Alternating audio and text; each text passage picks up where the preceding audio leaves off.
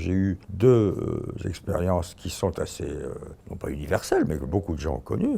L'une qui est une espèce de décorporation, c'est-à-dire que vous avez la sensation que vous vous voyez sur votre lit d'hôpital. Et puis l'autre, que les Américains appellent la near-death experience, c'est-à-dire un départ plutôt vers le haut.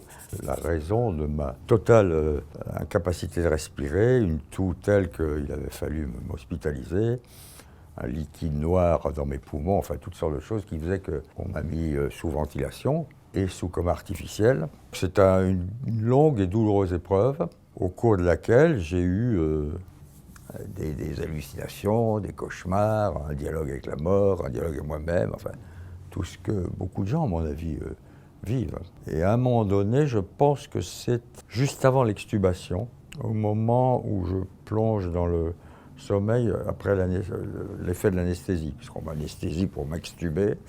Et je crois que c'est à ce moment-là que j'ai eu deux expériences qui sont assez universelles, mais que beaucoup de gens ont connues.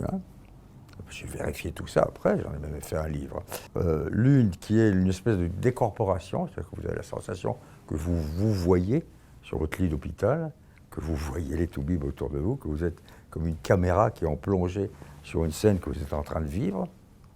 Et puis l'autre, qui est beaucoup plus, comment dirais-je, toutes sortes de fantasmes autour de cette affaire, que les Américains appellent la near-death experience, c'est-à-dire un départ plutôt vers le haut.